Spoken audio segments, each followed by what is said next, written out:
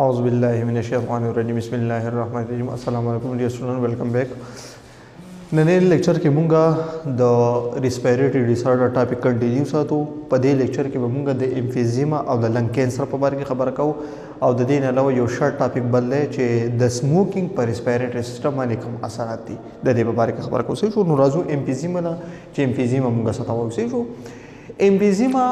دا موږ سره یو لنګ ډیس آرډر دی لوور ریسپیریټری ډیسارډر دی او خاص کر دا بیا د چا د لنګز دی او په لنګز کې د چا د الویولائی دی شو emphysema is characterized by پدې کې کیږي چې چلو walls of the alveoli are damaged permanently یو خو دې څه چلو شي کړه لکه مثال په تور باندې کا فرض کوم غدل لکه ډایګرامیټیکلی وګورئ شو مثال په تور باندې دا زم سره دا د زم سره برانکیولو صحیح شو او په دې پسې بیا څه شروع کیږي په دې طریقه باندې دا څه شروع کیږي دا الویولائی شروع کیږي صحیح شو په دې طریقه باندې نو اوس په دې کې کیږي چې چلو په دې کې دې څه چلو شي کنه مثال په تور باندې یو زم سره دا یو وال دی صحیح شو یو دا یو وال دی په دې طریقه باندې دا وال دې زم سره د الویولائی چې د کم وال دی کنه دا څه شي دا ډیمیج شي دا څه شي دا ډیمیج شي نو د الویولائی زم سره دا څه شي د الویولائی زم سره صدا سي اونته کې شي نو د دې خبرې مطلب دا دی کنه چې د الویولائی سرفیس ایریا څه شو هغه کم شو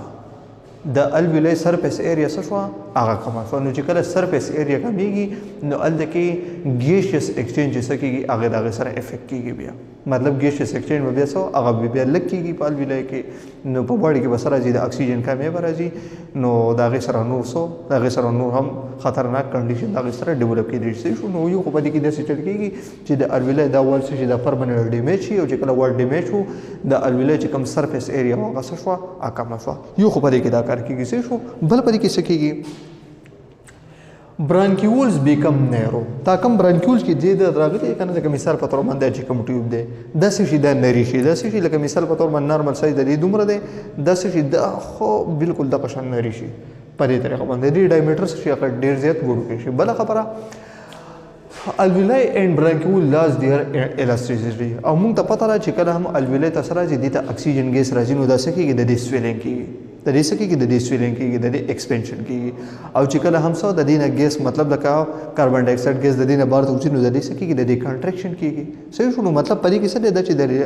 ایکسپینشن او کانټریکشن کې د دې مطلب دا دی په دې کې څه کېږي په دې کې الاسټیسټي موجوده ده نو په دې امفیزیما کې یو دا کار وشي چې د الویولائی نه د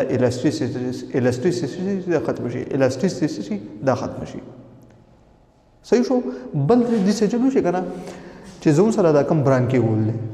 برانکیول کې د لکه کارټیلیج شته نو کارټیلیج په دې کې شته نو په دې وجه باندې خپل ډایمیټر څخه هغه چینج کوي نو مطلب په دې کې هم سو کانټریکشن او ریلیکسیشن په دې کې مطلب په دې کې هم الاسټیسټي موجوده ده نو چې کله دا امفیزیما کنډیشن نشي نو د دې برانکیول دا کم الاسټیسټي سره دا هم ختم شي نو الاسټیسټي اف الویولائی هم ختم شي او الاسټیسټي اف برانکیولز هم داسې شي دا ختم شي نو په ګیشس ایکسچینج کې سره راغله مساله راغله صحیح شو خاجي د دې چې کوم مین کاز دی نو هغه سره هغه زوم سره د سموکینګ د لاسه سکیږي د امفیزیما راتلی شي صحیح شو او یوازې دا نه بل خبره دا که فرض کړه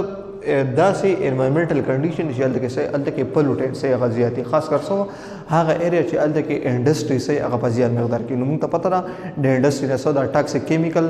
د لوګي په شکل کې سموک په شکل کې څه دا بهر ته وځي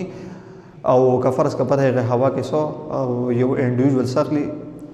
ساخلی نو د دې سره بس کې د دې سره د امفیزیما دا چانس کېږي د سیوا کې شو نو ایر پلوټنټ سره سم دا کاس کېږي او د سموکینګ د لاسم کېږي دا کاس کېږي شو کوم د دې ټریټمنټ خبرو کو نو خبره ساته د دې ټریټمنټ نشته د دې ټریټمنټ نشته ولې نشته ځکه چې دلته کې د الویولائی دا کم وال چې کم دي کنه دا پرمننټلی ډیمیج کیږي دا چې کله یو پر ډیمیج شو نو د دې بیا ریپیرینګ نه کیږي نو په دې وجه باندې علاج مونږ کوو د سره لپاره خو د دې لپاره کوو چې مونږ یو دغه سکو مطلب یو ټیشو سکو هغه مونږ ریپیر کوو نو دلته کې دا پرمننټلی ډیمیج کیږي د دې ریپیر کیږي نو په دې وجه باندې د ټریټمنټ نشته البته د دې مونږ پریونشن کول شو پریونشن څنګه نه quit smoking and exposure to chemical pollutants